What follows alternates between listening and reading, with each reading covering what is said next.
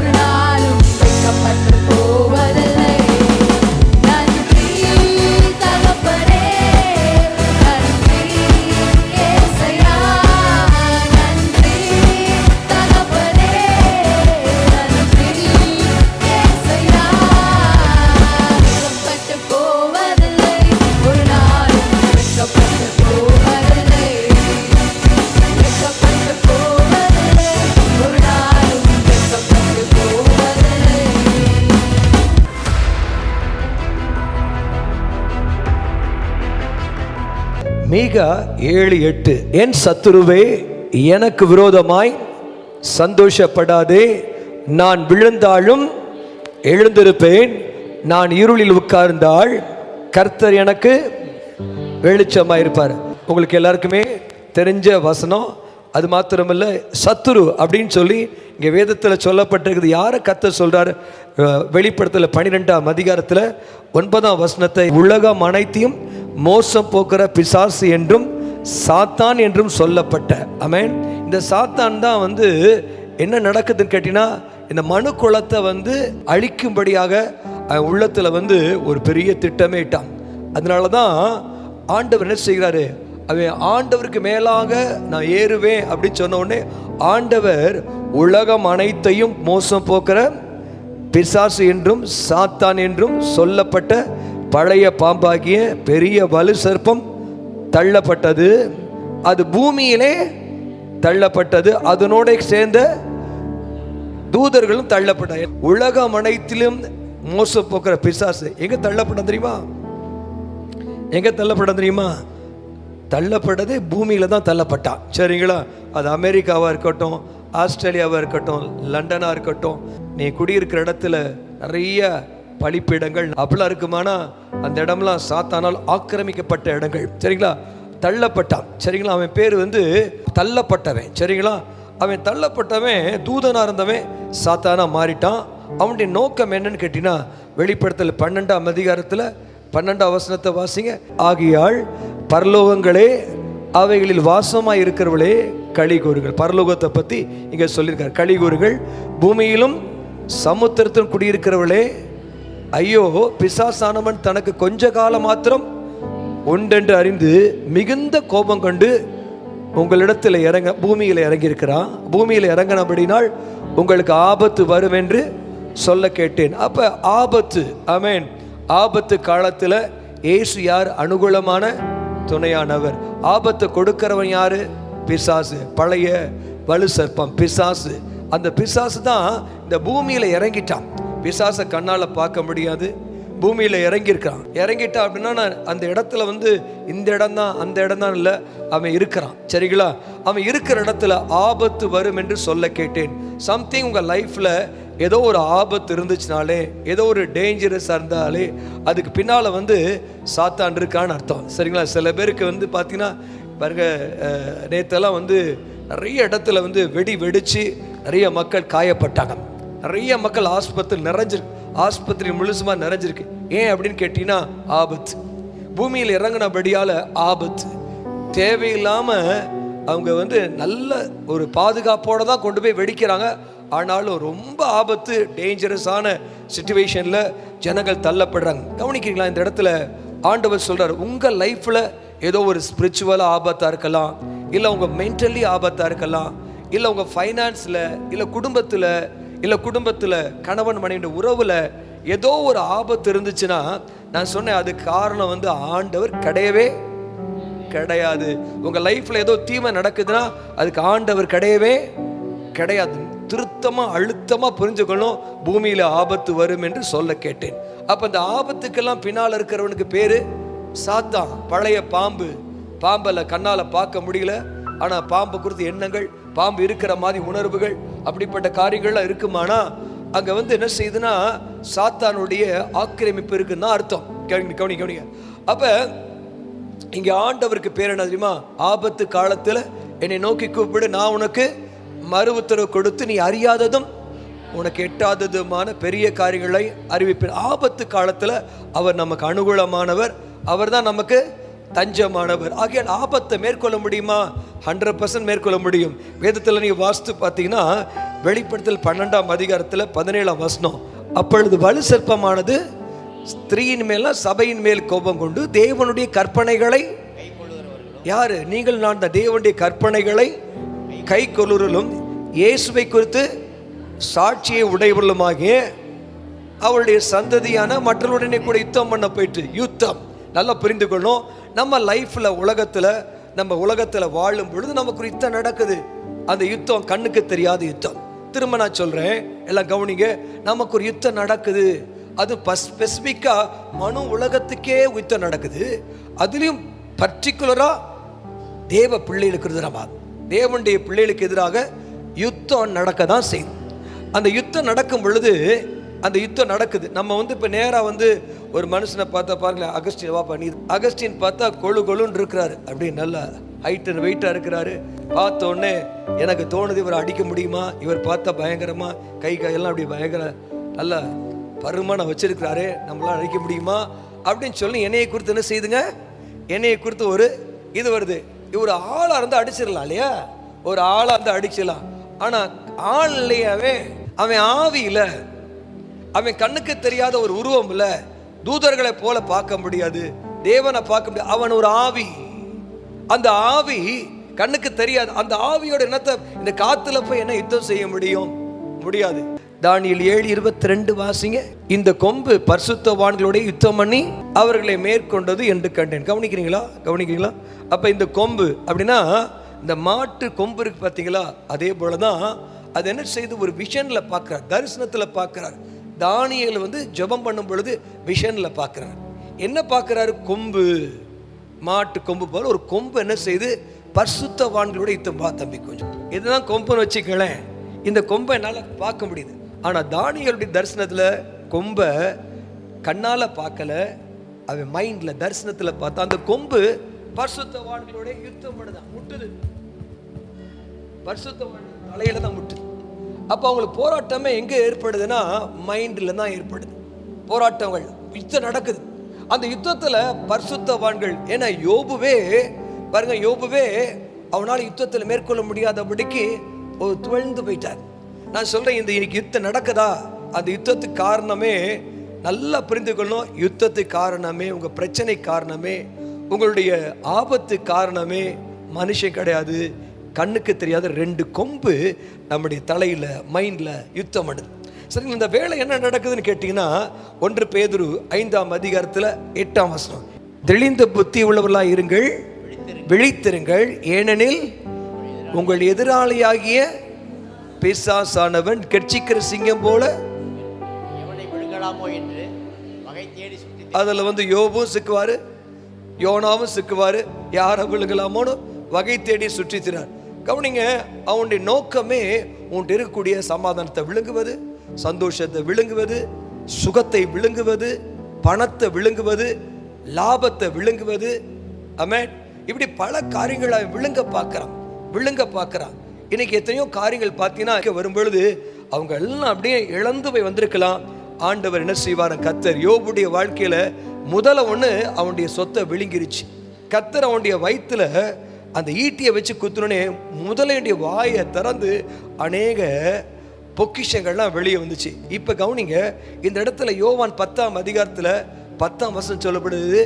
சாத்தானை பத்தி சொல்லப்பட்டிருக்குது. திருடன் திருடவும் கொல்லவும் அழிக்கவும் வரான், வேற ஒன்றுக்கும் வரமாட்டான். நம்ம வீட்டுக்கு வந்தாலோ, நம்ம மனசுக்குள்ள வந்தாலோ நம்மள்ட்ட என்னத்தை திருடுவான்? ஜெப வாழ்க்கைய, பரிசுத்த வாழ்க்கைய, ரைட்? அது மாத்திரமல்ல, நம்முடைய நிம்மதியை, நம்முடைய சந்தோஷத்தை, நம்முடைய தைரியத்தை, இதெல்லாம் அவன் திருடுவான். இன்னைக்கு உங்க லைஃப்ல ஏதோ ஒன்று இழந்து போயிருக்கீங்களா? இழப்பை கொடுக்கிறவர் கர்த்தர் இல்ல. உன் லைஃப்ல இழப்பை உண்டாக்குறவன் பிசாசு. அவன் வந்தானா உன்றது ஏதோ ஒன்று திருட தான் பார்க்கறான், திருட பார்க்கறான். அதுதான் அவனுடைய கேரக்டர். திருடன் திருடவும் கொல்லவும் அழிக்கவும் வரான்னு வேறொன்றுக்கும் வரான். ஆமென். கவனிங்க.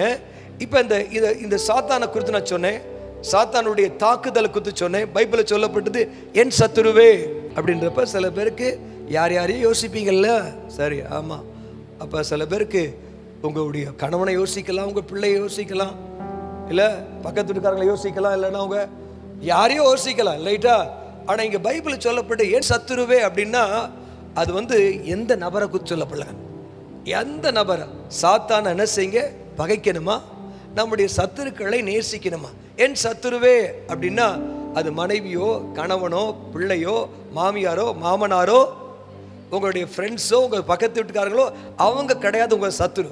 சத்துரு அப்படின்னா அவன் கண்ணுக்கு தெரியாத ஒரு ஆவி, ரைட்? அந்த ஆவியை தான் அவனுடைய நோக்கம் என்ன தெரியுமா? உங்களை குறித்து என்ன குறித்து நோக்கம் தெரியுமா? நோக்கம் தெரியுமா? அவனுடைய நோக்கமே நீ சந்தோஷப்படக்கூடாது.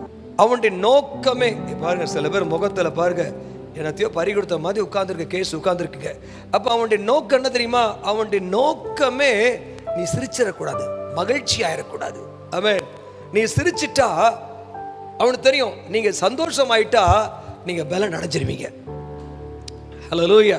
கர்த்தருக்குள் மகிழ்ச்சியா இருப்பதே, சொல்லு, கர்த்தருக்குள் மகிழ்ச்சியா இருப்பதே பலன். அவ நீ பலப்படக்கூடாது. நீ சந்தோஷமாயிட்டா பலன் உண்டாயிரும். கர்த்தருக்குள் மகிழ்ச்சி ஆயிட்டா பலன் உண்டாயிரும். ஆகையால உங்களை சந்தோஷப்படக்கூடாதபடிக்கு என்னெல்லாம் பிரச்சனை வருமோ, அது பிள்ளைங்க மூலமா வரலாம், யார் மூலமா வரலாம், அதை பார்த்து சந்தோஷப்படாம நீ துக்கப்பட்டு கவலைப்பட்டு கலங்கி நீ அழுகிறது பிசாசுக்கு பெரிய கொண்டாட்டம். நான் சொல்றது புரிஞ்சவங்களாம் ஆமென் சொல்லுங்களேன். உன்னை அழ வைக்கிறதுக்கு தான், உன்னை வேதனைப்படுத்துறதுக்கு நீ சந்தோஷப்பட்டுறவே கூடாது. அதுதான் அவனுடைய வேலை. என் சத்துருவே எனக்கு விரோதமாய். இது ஒரு பயங்கரமான ப்ராஃபட்டிக்கல் வேர்டு, சரியான வார்த்தை. அந்த வார்த்தை பிசாசுடைய முகத்தை கிழிக்கிற வார்த்தை.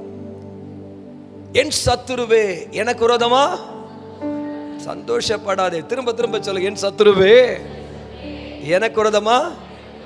ஃபாதர் ஒரு பாட்டு பாடுவானா, நமக்கோ கொண்டாட்டம் பிசாசுக்கு திண்டாட்டம், நமக்கோ கொண்டாட்டம் பிசாசுக்கு திண்டாட்டம். அப்ப கொண்டாடுறவங்க என்ன செய்வாங்க? பிசாசை திண்டாட வச்சிருவாங்க. எத்தனை பேர் பிசாசை திண்டாட வைக்கிறீங்கன்னு ஆசைப்படுறீங்க? காலங்காத்தால் எந்திரிச்ச உடனே பிசாசை எப்படி திண்டாட வைக்கலாம் அப்படின்ற எண்ணதான். அவன் எவனை விழுங்கலாமா என்று நம்ம அவனை விழுங்கலாமான்னு வகை தேடுறோம். நான் சொல்றது புரிஞ்சுட்டீங்களா? எவனை விழுங்கலாமா என்று வகை தேடி சுற்றி திரிவது போல நமக்குள்ள அவனை எப்படி காலி பண்ணலாம் அப்படின்ற நமக்குள்ள அந்த ஐடியா வந்துகிட்டே இருக்கு. 2 கொரிந்தியர் 11:3 குயிக் எடுத்து வாசிங்க. ஆகிலும் சர்ப்பமானது சாத்தான் தந்திரத்தினாலே ஏவாளை வஞ்சித்தது போல உங்கள் மனதும் கிறிஸ்துவை பற்றிய உண்மையிலிருந்து விலகும்படி கெடுக்கப்படுவோம் என்று பயந்திருக்கிறேன். ஒன் செகண்ட், கவனிங்க. ஆகிலும் சர்ப்பமானது தன் தந்திரத்தினாலே ஏவாளை அப்ப ஏமாத்துறான் பாருங்க. ஒரு நம்ம சர்ச்சுக்கு ஒரு அருமையான பாஸ்டர், அவர் பீட் காயின், ஆமாம், அதில் பணத்தை போட்டு போட்டு போட்டு போட்டு போட்டு அவருக்கு பயங்கரமாக நல்லா பெருகுச்சு. திடீர்னு ஒரு டைமில் 25 லட்சத்தை ஒரே டைமில் அழிஞ்சு போச்சு, ஒரே டைமில் போயிடுச்சு. அவர் புலம்பி புலம்பி புலம்பி புலம்பி புலம்பி அவரால் அந்த பிரச்சனையை விட்டு அந்த துக்கத்தை விட்டு ஏமாந்துட்டார். அப்போ என்றைக்குமே இந்த டிவியில் காமிப்பாங்க பார்த்தீங்களா, டிவியில் காமிக்கும் பொழுது பார்த்தா ஆஹா, அது பார்த்தா நான் ஒரு ஐஸ்கிரீம் எடுத்தாடு, ஒரு லேடி வருமா, அந்த லேடி ஒரு ஐஸ்கிரீமை அப்படி சாப்பிட்ற மாதிரி அப்படி காமிப்பாங்க. காமிச்ச உடனே நம்மளுக்கும் அந்த ஐஸ்கிரீமை, ஆமாம், சில பேருக்கு பார்த்தீங்களா, சில பேருக்கு என்ன கேஎஃப்சியா என்னத்தையோ ரைட் விடுங்க, அதெல்லாம் அப்படி சாப்பிட்டு அவங்க ரொம்ப சந்தோஷமாக இருக்கிற மாதிரி அப்படி காமிச்ச உடனே நம்ம பார்த்துட்டோம்ல, தந்திரப்படுத்தி நம்மளை என்ன செய்யுமா, அவன் பிஸ்னஸை வாங்க வைக்கிறதுக்கு. ஆமாம், எத்தனை பேர் கேஎஃப்சி அடிமையானாங்கன்னு தெரியல, எத்தனை பேருக்கு ஆமென் அடிமையானவர்கள் இருக்கிறார்கள், எனக்கு நன்றாய் தெரியும். சரி, அடிமையாயிட்டாங்க. அவங்க எதை பார்த்து தந்திரத்தினால் விழுந்தாங்க தெரியுமா? எதையோ பார்த்தாங்க. பிசாசும் என்ன செய்தான், அந்த பழத்தை பார் அப்படின்னா, பார் அப்படின்னு தான் சொன்ன, பார்த்த உடனே அது எப்படி இருந்துச்சா, அது வரைக்கும் அந்த பழத்தை பார்க்கவே இல்லை. பார்த்த உடனே அந்த பார்வைக்கு இன்பமாக இருந்துச்சா, பார்வைக்கு ரொம்ப நல்லா இருந்துச்சு, இன்பமாக இருந்துச்சா, அழகாக இருந்துச்சா. அப்போ இன்னைக்கு அநேகருடைய மனசை கெடுக்கிறதுக்கு காரணமே என்னமா, பார்வைக்கு அழகாக இருக்குது, பார்வைக்கு இன்பமாக இருக்குது. கவனிங்க, அது கிளவியாக இருந்தால் கூட பிசாசு இன்பமாக காமிச்சிருவான். இனி கர்த்தருடைய ஆவியானவர் இந்த நாளில் கர்த்தர் உனக்கு ஒரு அற்புதங்களை செய்வார். பிசாசுடைய வேலையே என்ன, மனசை கெடுக்கிறதா. 2 கொரிந்தியர் 11ஆம் அதிகாரத்தில் 3ஆம் வசனத்தை வாசித்தீங்க. 2 கொரிந்தியர் 11:3 வாசி. ஆகிலும் சர்ப்பமானது தந்திரத்தினாலே ஏவாளை வஞ்சித்தது போல உங்கள் மனதும் கிறிஸ்துவை பற்றிய உண்மையில் உங்கள் மனதும் கிறிஸ்துவை பற்றிய சத்தியத்தில் என்று.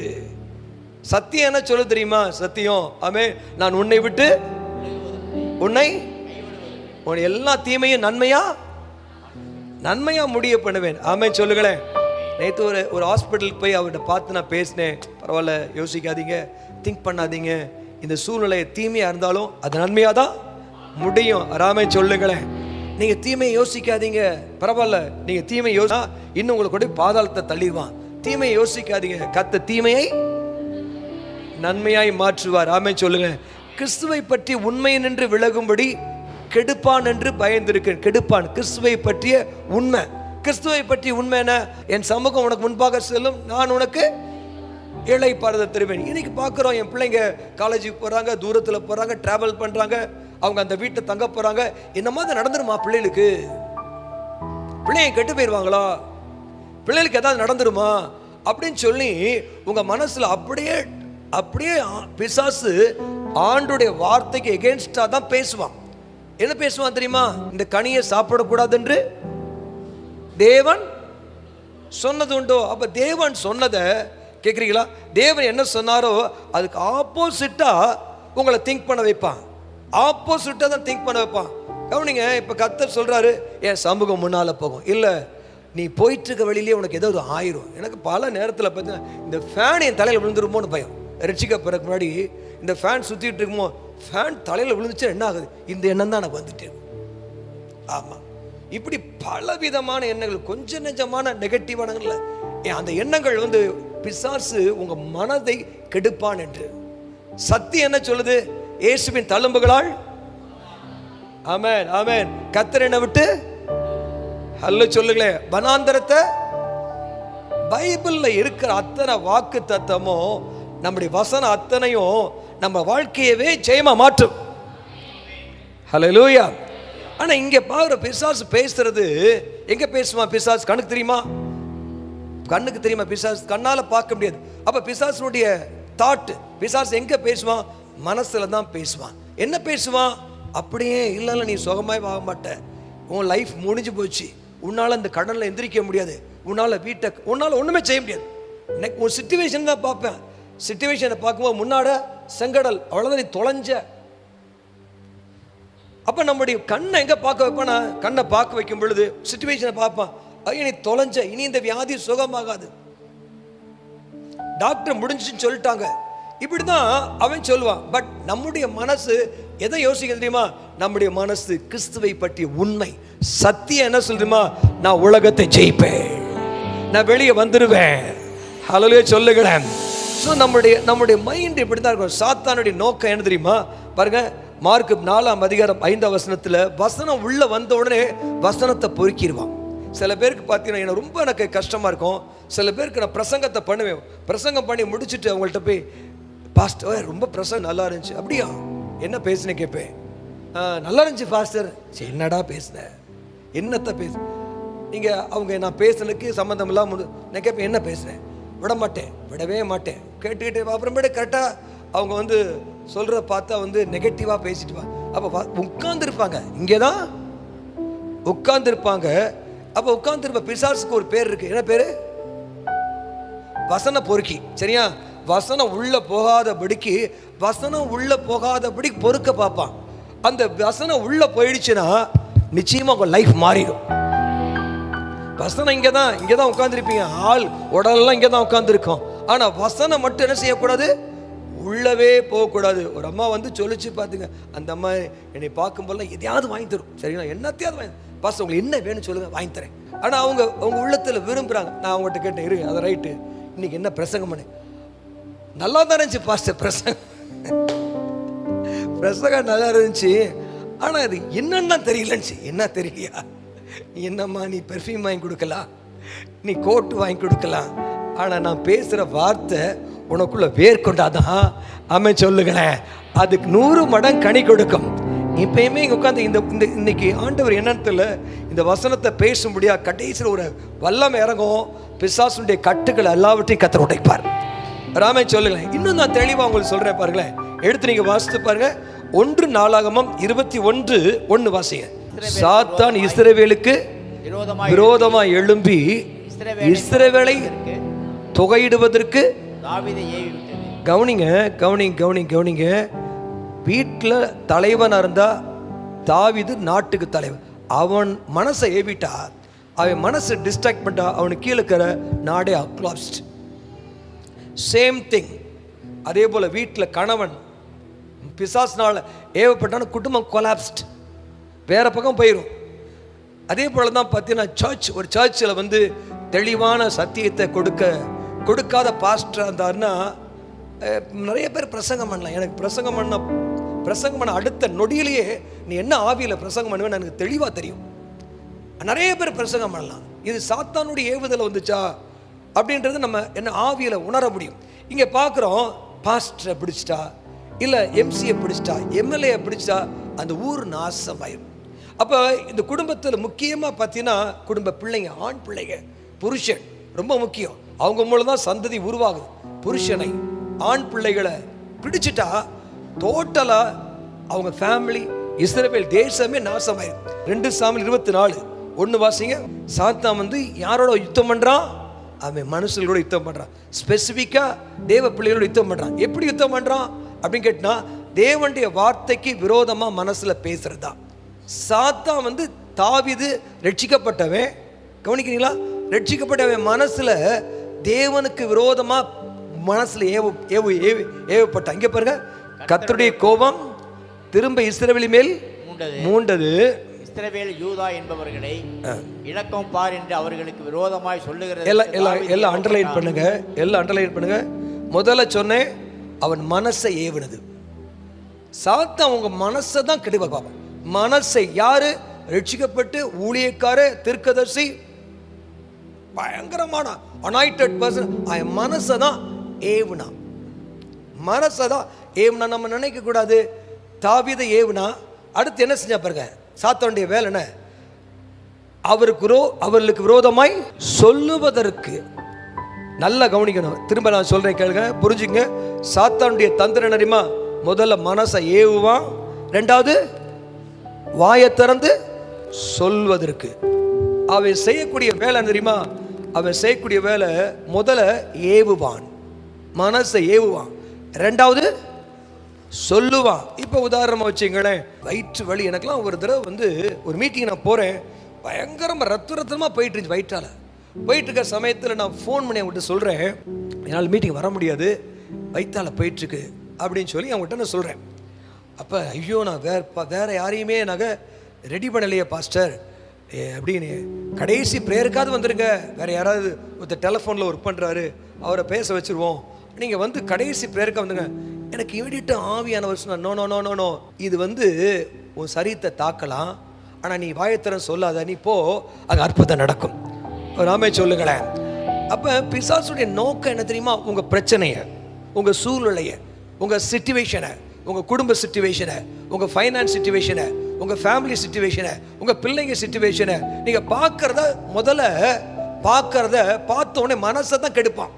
மனசை கெடுத்ததுக்கு அப்புறம் 2வது வயசு வாயை திறந்து சொல்ல வைப்பான். வாயை திறந்து அவன் வாயை திறந்து தாவீது சொல்வதற்கு ஏவப்பட்டான். கவனிக்கிறீங்களா? அப்போ மனசில் இருக்கிற வரைக்கும் பிசாசுக்கு உங்கள் மனசை தாக்கிட்டான். சில பேர் மனசை என்ன செய்வாங்க? ஜெபம் பண்ணி கர்த்தருடைய வார்த்தையினால் மனசை அப்படியே கோட்டை கட்டி வச்சுருப்பாங்க. மனசு அப்படியே கோட்டை கட்டி வச்சுருப்பாங்க. அதனால் பிசாசு உள்ளே வந்தாலும் பிசாசு மனசில் வந்து ஏதாவது சந்தேகம், ஏதாவது ஒன்று போட்டால் கூட அது தெரிச்சு ஓடி போயிடும், அது நிற்காது. புரிஞ்சவங்கள நாமே சொல்லுங்கள். ஏன்னா அவங்க வசனத்தால் நிரம்பி இருப்பாங்க. அதனால நெகட்டிவான எந்த காரியமும் உள்ள வர. நெகட்டிவா பார்க்குறவனையே பார்க்க மாட்டேன், நெகட்டிவாக பேசுகிறவனை எனக்கு பிடிக்காது, நெகட்டிவாக பார்க்குறவனை பிடிக்காது, நெகட்டிவாக பேசுகிறவனை பிடிக்காது, நெகட்டிவாக செய்கிற எவனையுமே எனக்கு பிடிக்காது. ஈவன் தோ ஸ்டேஜில் இருந்தால் கூட பிடிக்காது, பாட்டை மைக்க பிடிச்சா கூட பிடிக்காது. நெகட்டிவான காரியங்கள் டோட்டலாக கம்ப்ளீட்டாக அது சாத்தான்ட்டு வருது. டோட்டலாக சாத்தான். அவனுடைய நோக்கமே நெகட்டிவானதை ஏவுறதும் பேசுறதும். நான் சொல்றது புரிஞ்சவங்க சொல்லுங்க. நெகட்டிவானது சப்போஸ் நமக்கு வந்து இப்போ பாருங்க, டாக்டர் சொல்றாரு உன் ஹார்ட் வீக்காக இருக்குது, உங்களுக்கு வந்து பிபி ஜாஸ்தி ஆயிடுச்சு. அது என்ன வேணா சொல்லட்டும், ஆனால் நீ சொல்லாத. என்ன வேணா சொல்லட்டும், உன மனசில் போயிடுச்சு, விதைச்சிருச்சுன்னா விதைச்ச உடனே அதை போய் ஒரு 10 பேர்ட்ட சொன்னால் போதும். 10 பேர்ட்ட சொல்லும் பொழுது அதை நீ முதல்ல வந்து அதை அக்செப்ட் பண்ணுறான், அதை ஏற்றுக்கொள்ளும் பொழுது பிசாசுக்கு ஒரு 50% வெற்றி அடையும். தோல்விகளை நெகட்டிவ்களை நீ ஏற்றுக்கொள்ளும் பொழுது, அனுமதிக்கும் பொழுது ஒரு 50% வெற்றி ஆயிடுறான். அதை வாயத்தனை சொல்லிட்டா 100% இஸ்ரவேல் தேசமே டேமேஜ். தாவீது சொல்ற வரைக்கும் காத்திருந்தான், சொன்ன உடனே டோட்டல் டேமேஜ் ஆச்சு. இன்னைக்கு வீட்டுக்குள்ள நெகட்டிவா பேசி பேசி பேசி பேசி பேசி சண்டையை போட்டு வாக்குவாதம் பண்ணி தேவனுடைய வார்த்தைக்கு தேவனுடைய பிரமாணங்களுக்கு எதிராக செஞ்சு செஞ்சு செஞ்சு இன்னைக்கு அநேக பேர் இஸ்ரவேல் தேசம் எப்படி டேமேஜ் ஆகி எருசலேமே ஒண்ணுமெல்லாம் போச்சு. கவனிக்கிறீங்களா?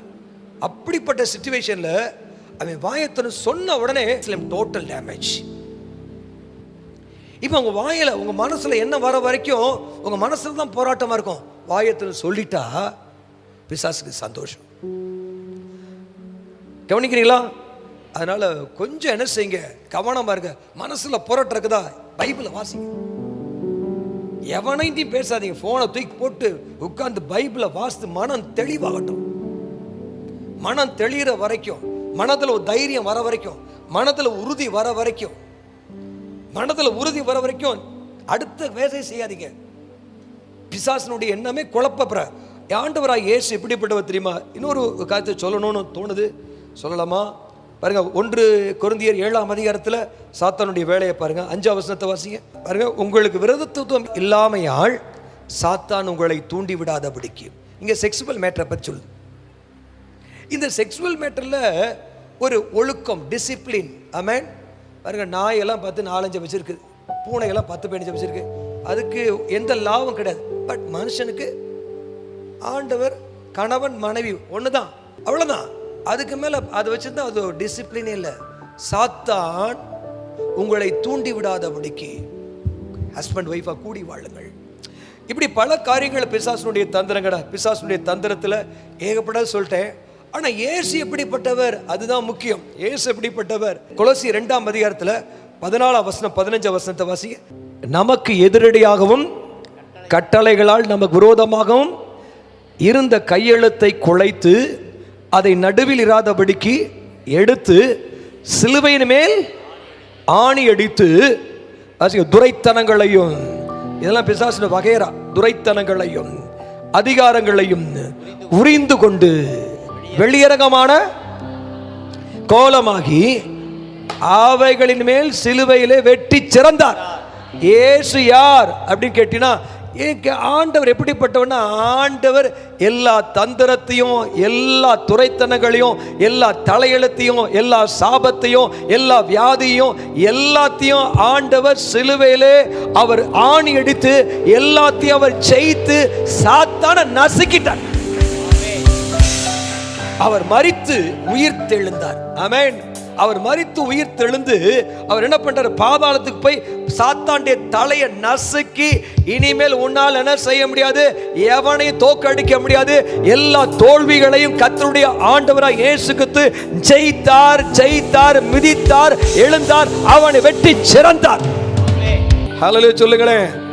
அவர் மரித்து உயிர் எழுந்தார், எழுந்தவர். ஆமென். உன்னை எழ வைப்பார். ஆமென். ஹல்லேலூயா சொல்லுங்களேன். ஆகையால் கிறிஸ்து இயேசுவுக்குள்ளாக எல்லா இடங்களிலும் உனக்கு வெட்டி சிறக்கிறவர். ஆமென். எல்லாம் கத்தி ஒரு ஆமென் சொல்லுங்களேன். எல்லாம் இயேசு எல்லாத்தையும் வெட்டி சிறந்துட்டாரு. சத்தமா சொல்லுங்க, ஆமென் சொல்லுங்களேன். அது எண்ணமோ, துக்கமோ, வியாகுலமோ, பண கஷ்டமோ, வியாதியோ, சாபமோ, நஷ்டங்களோ, படிக்காம இருக்கிற முட்டாள்தனமையோ, எல்லாவற்றையும் ஆண்டவராக இயேசு கிறிஸ்து சாத்தானுடைய சகல ஆயுதங்களையும் அவன்கிட்ட உரிந்து கொண்டு அவனை வெளியரங்கமான கோலமாக்கி அவனை அடிச்சு நொறுக்கி அவன் தலையை நசுக்கி அவன் கையில அதிகாரத்தை பிடுங்கி அவனை வெட்டி சிறந்தபடியாலதான் நம்மை குறித்து கத்த சொல்லிருக்காரு 2 கொரிந்தியர்ல, கிறிஸ்து இயேசுவுக்குள் எல்லா இடத்திலும் எங்களை வெட்டி சிறக்க பண்ணுகிறவர். நல்ல கைகளை தட்டி சொல்லி, என்னை வெட்டி சிறக்க பண்ணுகிறவர். இயேசு வெட்டி சிறந்தார், நீங்களும் நானும் வெட்டி சிறப்போம். ஆமென். ஹல்லேலூயா சொல்லுங்களேன். உங்களுக்கு என்னதான் இருக்குது? வெற்றி தான். ஆமென். எதுலையும் ஜெயிச்சிருவீங்க. எல்லா இடத்துலையும் அது குடும்பமாக இருந்தாலும் சரி, அது வேலை ஸ்தலமாக இருந்தாலும் சரி, ரோடாக இருந்தாலும் சரி, அது எங்கே இருந்தாலும் சரி, எல்லா இடத்திலும் உன்னை வெற்றி சிறக்க பண்ணுவார்.